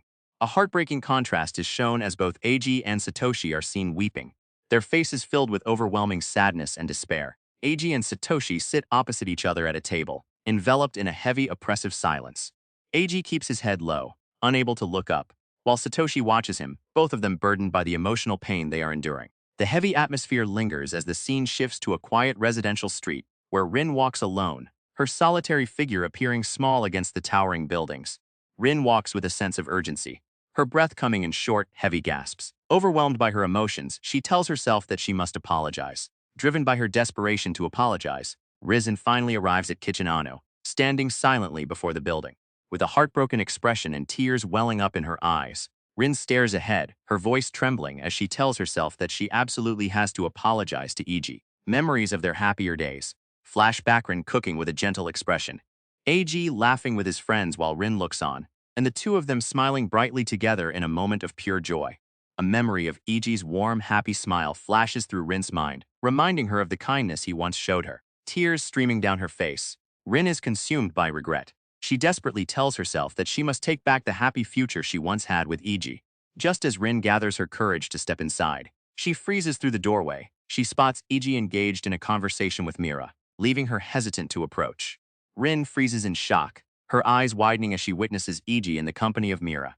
Seeing the two of them together, with Mira smiling warmly at him, leaves her utterly bewildered. Rin watches in disbelief, wondering why the school idol, Mira, is at Eiji's house. Seeing the two of them smiling and talking warmly to each other, she is left feeling completely stunned. Mira gazes at Eiji with a gentle and affectionate look on her face, clearly enjoying her time with him. Rin stares in disbelief at Mira's soft expression to her. There is no mistaking it. That is the face of a woman who has fallen deeply in love. Mira is plagued by doubt, wondering why she, Ikiju-ai, is the one falling for him. Meanwhile, Rin looks back with a possessive smile, remembering when she believed she alone knew the secret of Eiji's charm. Panicked and desperate, Rin hides behind a wall, fearing that Eiji will be taken away from her if she doesn't hurry. At the same time, the narrative highlights the overwhelming perfection of her rival, Mira, girl from a prestigious family who dominates both academics and sports, viewed by all as a near-perfect superhuman. Beyond her perfection, Mira is infamous for rejecting every single confession she receives, as she is widely known to hate men. While lost in her own panic and desperation, Rin is suddenly addressed as Miyuki-san, leaving her completely stunned and exposed. The voice continues, questioning why Rin is hiding in such a spot, leaving her completely exposed and startled. Rin is caught completely off guard, her eyes widening in pure shock as she realizes she has been found. Still reeling from being discovered, Rin's panic intensifies. She looks up with wide, trembling eyes, desperately wondering if the other person knows about her secret, and if Eiji was the one who told them. Rin arrives at Eiji's house, and hesitantly tries to ask for him. However, the person greeting her quickly informs her that Eiji is inside and asks what she needs. Lumi bows apologetically to Rin, admitting that as a parent, she shouldn't interfere in their relationship. However, she tells Rin that if she listens to her own heart, she will understand. Rin is left bewildered, questioning what she means. Lumi delivers a crushing blow, revealing that she had noticed Rin's cheating long before Eiji did. Rin is completely blindsided, her expression one of pure shock as the truth is laid bare. Lumi continues her revelation, recalling a specific moment from the past when they were having tea together at a shopping district gathering. Lumi reveals the evidence she saw, recalling how she spotted Rin holding hands with a man who clearly wasn't Eiji. Lumi continues her reflection, speaking on the fragile nature of young love. She notes that as high schoolers, it is easy for people to hurt one another and eventually grow apart, despite the freedom they have to date. Lumi continues, recalling how she once believed Eiji's silence was simply because he found it difficult to express his feelings. She had assumed that he and Rin had mutually decided to end their relationship, until she realized the truth. A flashback reveals a happy moment on Eiji's birthday, showing him laughing alongside a smiling Rin and his older brother, with a celebratory cake set before them. Lumi reflects on the contrast between the joyful birthday celebration and the truth. She looks at Rin with a cold realization, stating that she understood Rin had betrayed Eiji. Panicked and desperate, Rin tries to defend herself, stammering that things aren't as they seem. However, Lumi cuts her off with a cold finality, stating that she has no obligation or reason to listen to her excuses. Lumi's voice is cold and unwavering as she tells Rin to stop with the weird excuses, admitting that she already hates her enough. Faced with this harsh truth, Rin is left trembling, barely able to whisper a sorry. Lumi makes it clear that she has no desire to hear Rin's apologies. Recalling that they have known each other for over 10 years, she tells Rin that she will give her one last piece of advice. Lumi explains that while love may be free, No one has the right to toy with or trample on pure affection. She emphasizes that such betrayal, though not a legal crime, is a sin far heavier than that, reflecting on the deep emotional trauma E.G. endured. Trembling and desperate, Rin begs Lumi to let her see E.G. However, Lumi remains cold and unmoved, simply instructing her to at least act properly from now on. Lumi's expression hardens as she delivers a cold, definitive no, completely shutting down Rin's desperate plea. Lumi's voice remains cold and unwavering as she delivers the final verdict. She asks Rin what kind of mother could ever forgive a cheating woman who trampled on her precious son's feelings, leaving Rin completely shattered and speechless. Lumi delivers her final verdict with cold determination. While she acknowledges that whether to forgive Rin is ultimately Iji's decision, she makes her own stance clear. She cannot stand the sight of her and demands that Rin stay away from her entirely. With a gaze full of contempt and absolute certainty, Lumi delivers her final verdict, coldly telling Rin that she is not worthy of her son. Rin stands frozen, her eyes wide and filled with tears as Lumi's harsh words sink in her mind. Flashes of the past return the warmth of sharing meals with Iji and the welcoming smiles of his parents Lian and Lumi. The contrast between those happy memories and her current reality makes the pain even more unbearable. Overwhelmed by the weight of Lumi's words and the loss of the family she once loved, Rin collapses to the floor. In a state of complete denial and heartbreak, she can only whisper a desperate no to the void. Still devastated, Rin remains collapsed on the ground, but Lumi shows no mercy. She coldly informs Rin that her presence is a nuisance to the business and demands that she move along. With a final, indifferent gaze, Lumi says goodbye to her, leaving Rin completely broken. The close sign swings back and forth, punctuating the finality of Lumi's rejection and leaving Rin alone in her despair. Devastated and broken, Rin walks away from the store, the weight of Lumi's words crushing her spirit. She realizes that the bridge she burned cannot be rebuilt, and as she makes her way home through the quiet streets, she can no longer hold back her grief, sobbing uncontrollably in her solitude. Finally arrives home, her expression empty and drained.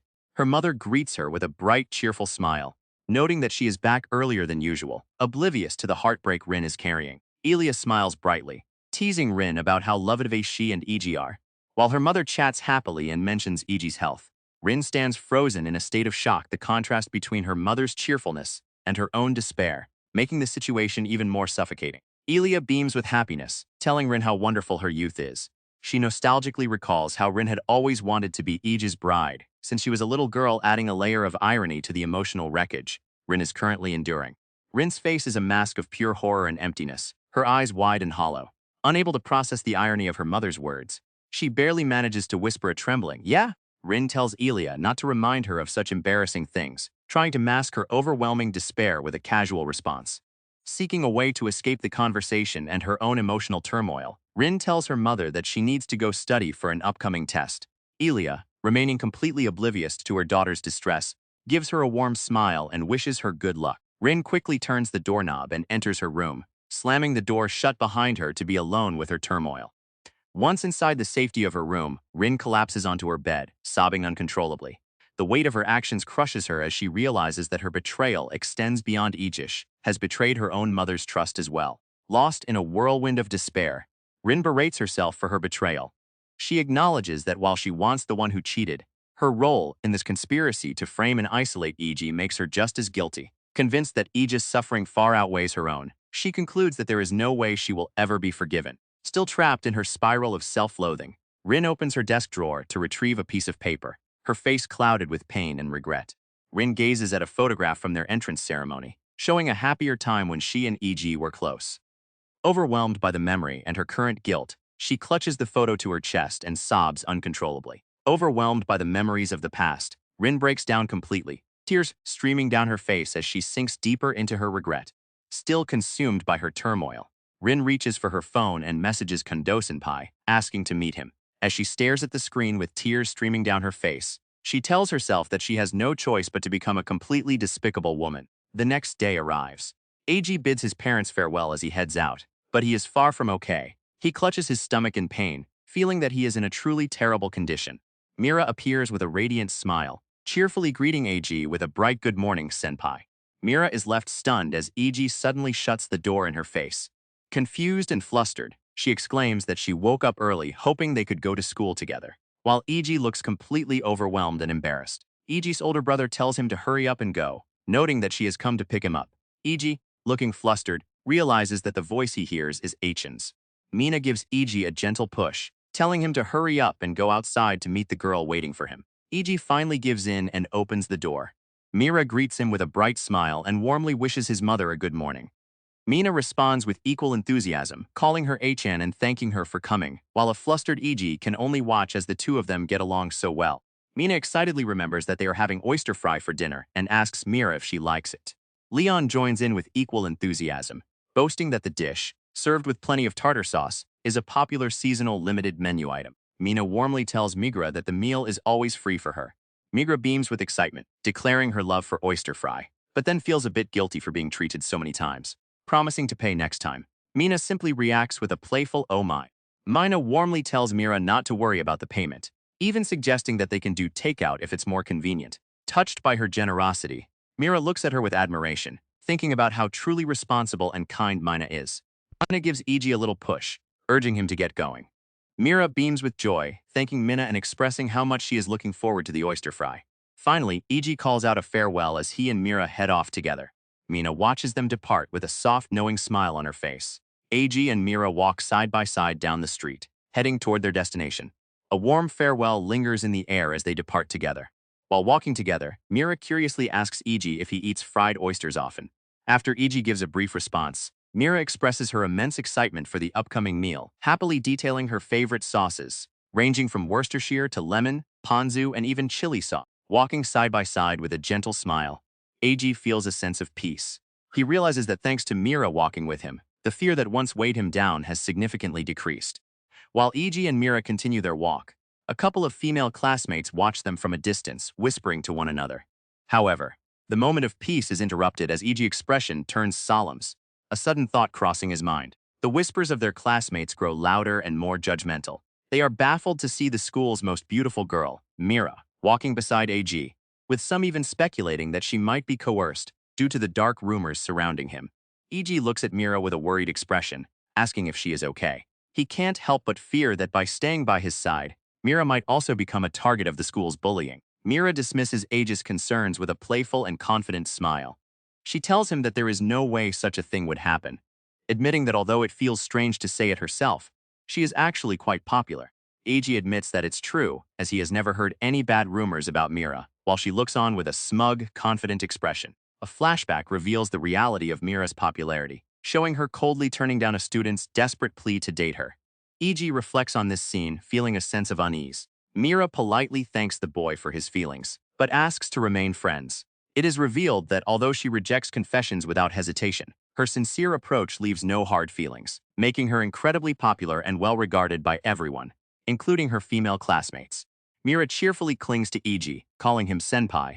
She tells him that he should use whatever means necessary to protect himself, suggesting that walking by her side will make him much safer and significantly reduce the risk of people verbally abusing him. Mira continues her explanation with a mischievous smile, suggesting that girls are often drawn to rumors of love affairs. She hopes that if this plan works, the new gossip will effectively overwrite all the malicious slander Eiji has been enduring.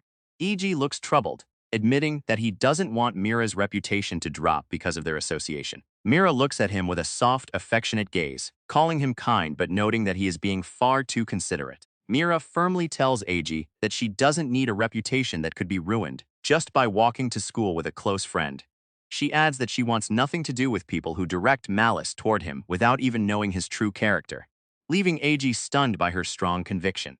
Overwhelmed by Mira's unwavering support and selflessness, Eiji finds her kindness truly amazing, his eyes welling up with emotion. Mira notices his tears and tells him it's still too early to cry, promising that they can cry together once everything is finally resolved. Eiji reflects on the precious bonds he has formed. Thanks to Satoshi, he found the resolve to face school once again, and thanks to Mira, he gained the determination to fight through his struggles together with her. With a look of quiet determination on his face, Eiji reflects on his current state of mind. Despite everything he has been through, he realizes that he still feels like he can believe in people. As they reach the school gates, the moment of reflection ends as they realize they have already arrived at school. Eiji asks Mira if she'll walk home with him again today, tentatively wondering if that's okay. Flustered and blushing, Mira snaps back, insisting that she is actually the one who wants to walk home together. Eiji reflects on Mira's words, realizing that she wants to walk home with him to protect him from the judgment of others. As they stand together, the surrounding students look on in complete shock and whisper among themselves. Mira gives Iji a playful request, asking him to treat her to kaki fry, though she quickly admits is just kidding. Iji smiles warmly in response. As they enter the school, they part ways, with Iji watching Mira walk down the hallway. After his playful interaction with Mira, Iji arrives back at his house, standing quietly before the door marked with his family name, Ano. As Iji reaches his front door, he is greeted by hateful notes that read "die" and "don't come to school." Overwhelmed by the relentless bullying that has followed him home, he stomps on the papers, crushing them into the ground, while his hand trembles with suppressed emotion. The next morning arrives. As Iji reaches his shoe locker at school, he is suddenly greeted with a good morning, leaving him looking completely startled.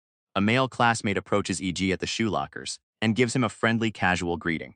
Startled by the unexpected interaction, Iji can only let out a small gasp in response. Y-sensei gives Eiji a direct order to go meet Takayanaga-sensei in the staff room first. Eiji, Imai Satoshi, and Mura look on in surprise, realizing that a Y-sensei had been keeping watch over them. Iwi-sensei informs Eiji that Takayanaji-sensei has been worried about him since yesterday. Eiji quietly acknowledges this and thanks the teacher before walking away to report to the staff room. Eiji walks down the hallway, his mind filled with dread. He worries that entering the staff room will make him stand out, fearing that some teachers may still hold suspicions against him. As Eiji finally arrives at the staff room, he finds Takayanaga-sensei leaning against the wall, waiting for him with a calm and composed expression. Standing before the teacher, Eiji nervously greets Takayanaga-sensei. Eiji is caught off guard to find the Eiji Ano, with glasses waiting for him outside the staff room. After a brief greeting, the boy points out that given the current situation, it would be quite daunting for Eiji to enter the staff room alone. Eiji expresses his gratitude to Imai Satoshi. When Eiji asks if they should be going to the guidance office instead, Imai asks if he prefers that, but ultimately decides to lead him toward a meeting room. Imai tells him that his help is merely the bare minimum and asks Eiji to explain the situation. Imai Satoshi admits that he also prefers the meeting room. He explains that the guidance office has an atmosphere where teachers inevitably end up in a superior position, and since he wants to talk to Eiji on equal footing, he decided against using it. Eiji simply agrees, acknowledging Imai's thoughtfulness. Once inside the meeting room, Imai Satoshi gestures for Eiji to take a seat next to him. He suggests that sitting side by side would make it easier for them to talk than facing each other directly. Eiji and Imai Satoshi sit side by side at the table. As Eiji prepares to speak, Imai stops him, stating that before they get into hearing his story, there is something he needs to say first. Suddenly, Imai Satoshi bows his head deeply in a formal apology. Leaving Eiji surprised, he expresses deep regret for failing to notice Eiji's unusual state yesterday, and for letting him endure such painful feelings alone. Imai Satoshi continues to apologize profusely, admitting that he also bears some responsibility for the incident. Eiji looks on in complete shock, unable to process the sincerity of his friend's words. Overwhelmed by the unexpected apology, Eiji hurriedly asks Imai Satoshi to raise his head, admitting that he hadn't consulted anyone about the situation. Imai, however, remains humble, remarking that Eiji's ability to notice his feelings so quickly is truly amazing. Imai thanks Eiji and explains that he has already heard fragments of the situation from Imai Satoshi, giving him a rough understanding that something painful had happened. He gently encourages Eiji to tell him the full story whenever he is ready and has sorted out his feelings, emphasizing that taking it little by little is perfectly fine. Eiji stares in disbelief, his eyes wide with shock. He is completely overwhelmed by the sincerity and support he is receiving, leaving him speechless. Despite the current kindness he is receiving, the crushing weight of the past still looms over Eiji. He is haunted by the image of his classmates' disdain and Theo's malicious smirk, while Miyuki's voice echoes in his mind, branding him as the worst abusive boyfriend. The traumatic memories continue to flood back, as Eiji recalls the cold stares and malicious whispers of his peers.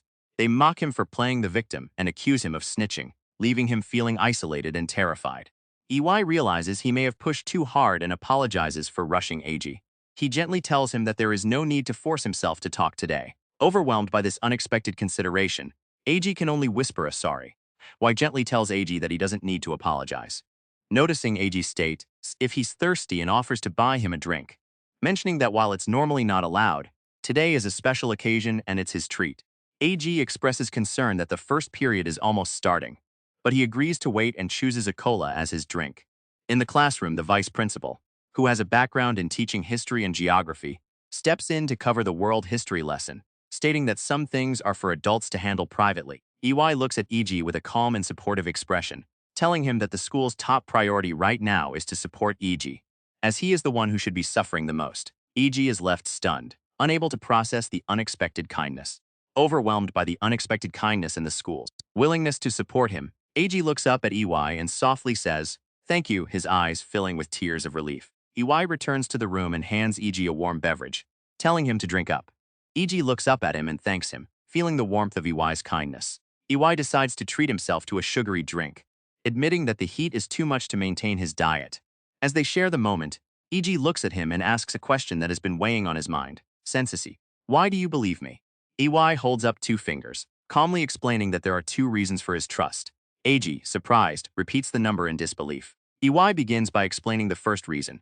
He points out that most students are easily swept up in irresponsible rumors and group panic.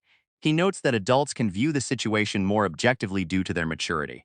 Comparing the situation to online flame wars, he describes how mobs delude themselves into believing they are acting in the name of justice, while hurling terrible abuse at those they perceive as absolute evil.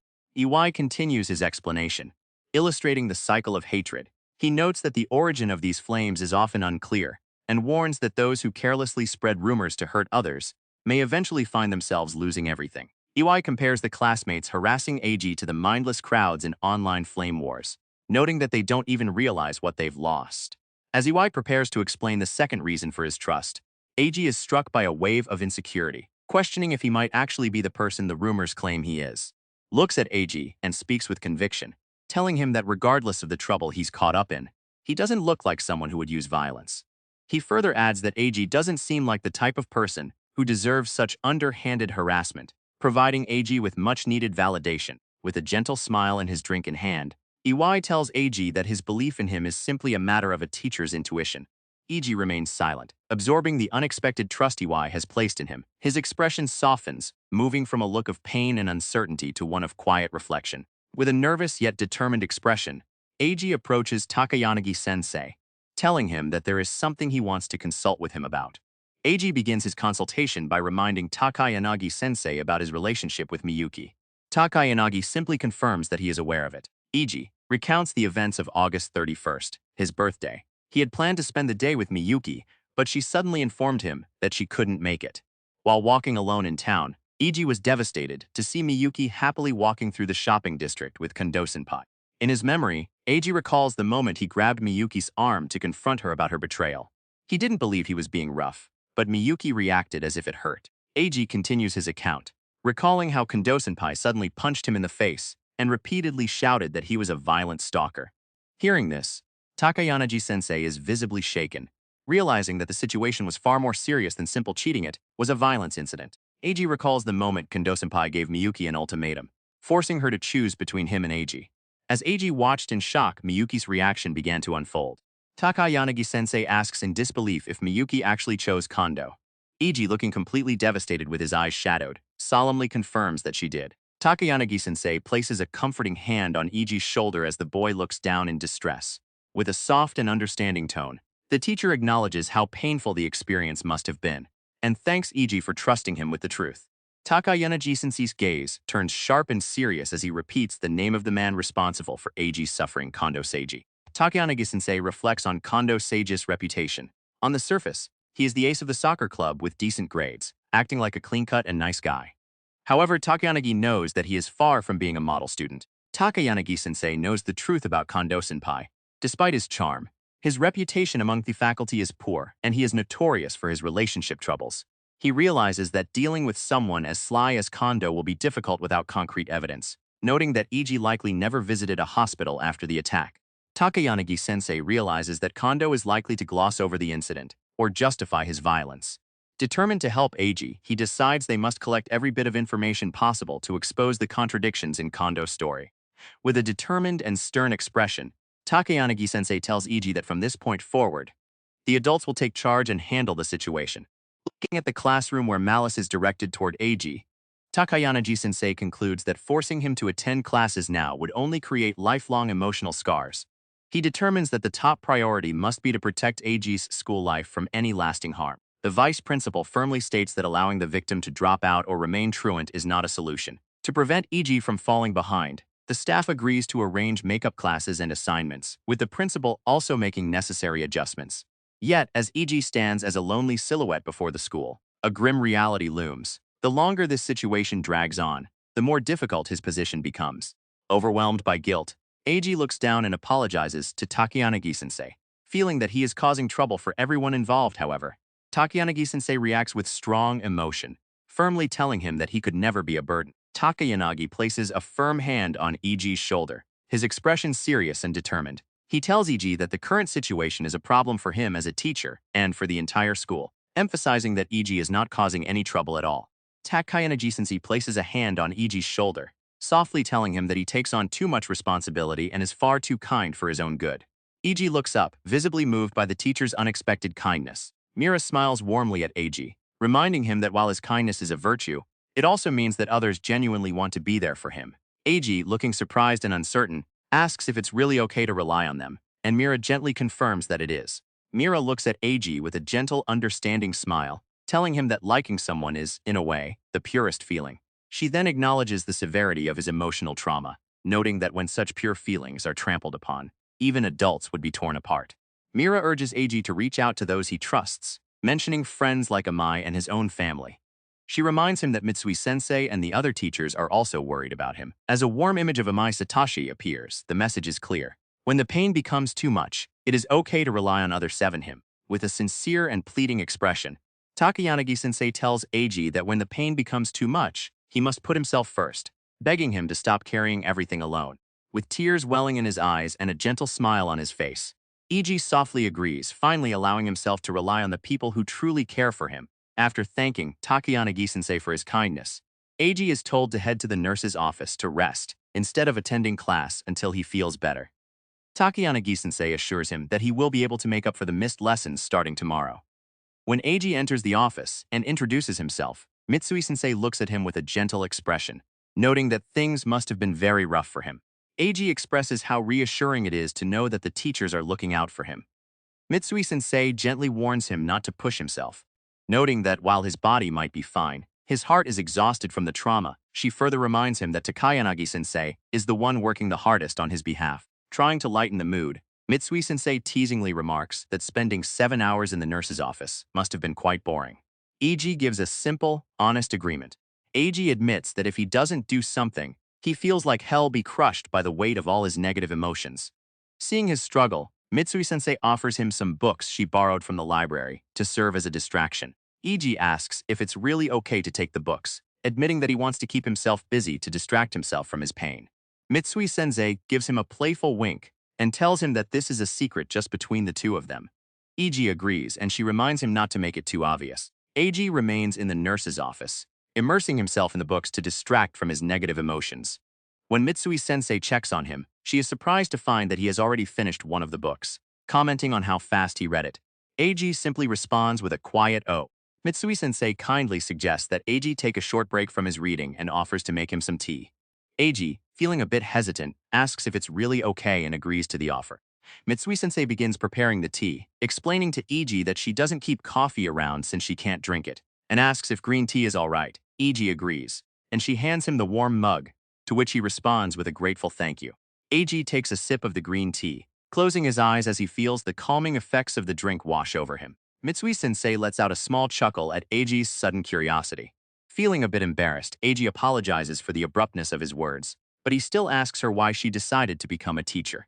Mitsui-sensei gives an honest answer, admitting that getting her teaching license was more of a safety net since she didn't have anything she particularly wanted to do. She smiles slightly, acknowledging that she probably shouldn't be sharing such a candid thought with a student. Eiji asks if she entered the teaching profession right after graduating from college. Mitsui smiles, deciding to be completely honest with him since it's just the two of them.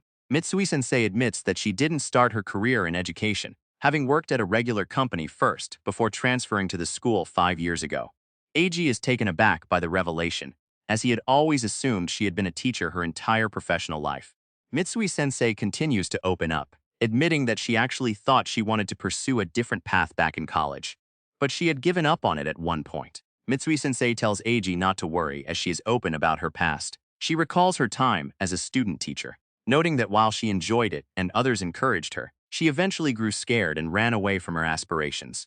Iji asks if she was really scared, and Mitsui-sensei honestly admits that she was. Mitsui-sensei recalls the weight of her role, reflecting on how a single word from a teacher can drastically alter a student's life. Overwhelmed by this enormous responsibility, she admits that she became afraid. Eiji asks Mitsui-sensei if she is still scared now. With a gentle smile, she admits that she is, explaining that because Eiji is currently at the most important stage of his life, the weight of her responsibility feels even greater. Eiji gives his consent, and Mitsui-sensei, wearing a warm smile, asks if he would be willing to listen as she opens up more about herself. Mitsui-sensei begins to open up about her past, recalling her time at a previous job. She describes the oppressive atmosphere of an old-school company, where she struggled with her colleagues and felt her spirit breaking. Despite reaching her physical and mental limits, she felt forced to keep pushing forward, eventually driving herself into a lonely corner with no one to turn to.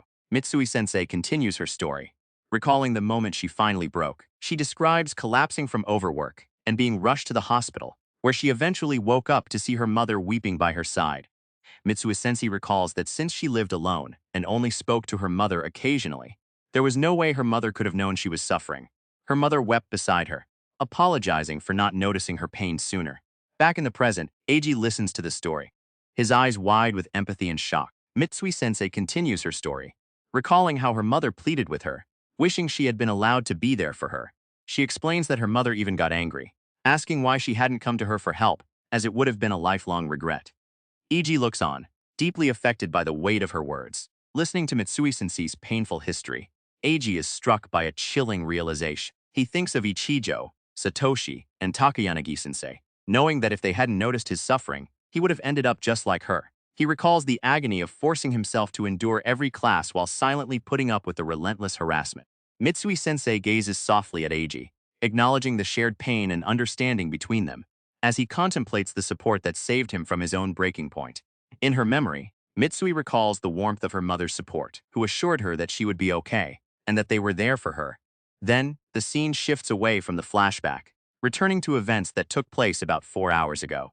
4 hours ago, the classroom door slides open. Mira steps inside with a calm, distant expression, while the other classmates look on in surprise. Mira suddenly remembers something, recalling how she had slipped out of class and skipped school the day before. The class idol approaches Mira, asking if she is okay after hearing she wasn't feeling well. Mira quickly covers her tracks, claiming she just needed some rest after being a bit overheated. The class idol warns Mira not to push herself since it's still hot outside, and Mira thanks her with a bright smile. But internally, Mira admits that this kindness is just a mask she wears at school to avoid isolation, while ensuring she keeps everyone at a distance. Mira continues to reflect on her isolation. While she maintains a cheerful facade for her classmates, she admits to herself that she only ends up cornering herself. Deep down, she views herself as a burden and desperately wants someone to rely on, yet feels unable to do so. Mira continues to reflect on her struggle, explaining that at school, she must play the role of Ai Ichijo to meet everyone's expectations. She feels pathetic for suffering under this constant contradiction between her fake smile and her inner pain.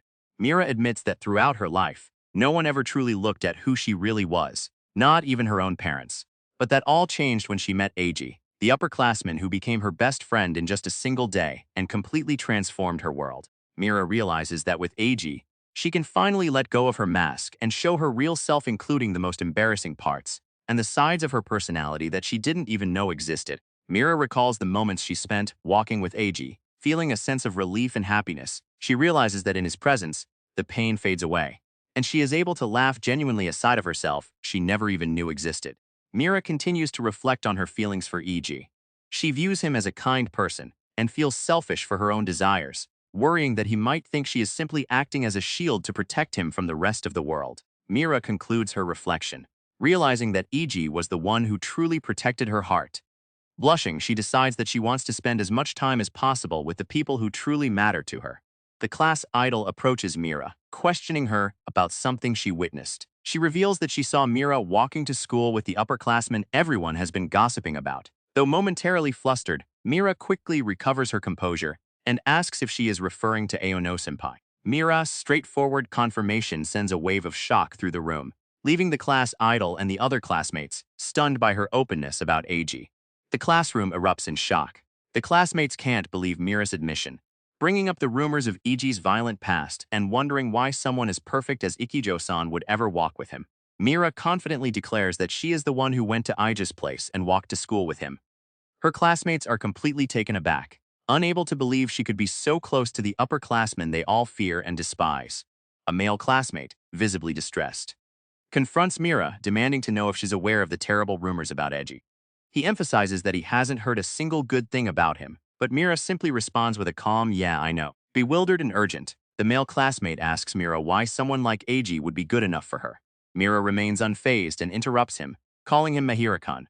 Mira turns the tables on the male classmate, asking him if he has ever actually spoken to Eiji directly.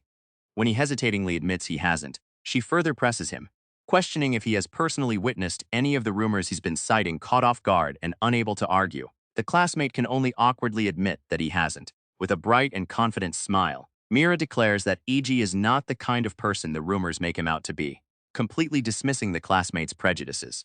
A Kondo-senpai steps in to support Mira, sternly warning the others not to say irresponsible things. He declares that as Iji's best friend, he knows the truth and owes Eiji a great debt, further challenging the negative rumors. Mira's expression turns fierce as she voices her disgust, stating that she truly hates people who pile on someone just because they are disliked, without even knowing them. Stunned by Mira's firm stance, the male classmate looks down in shame and apologizes for his irresponsible comments about Eiji. Mira softens her tone, apologizing to the male classmate for being too harsh during their confrontation. She then turns to another classmate, who apologizes for saying strange things.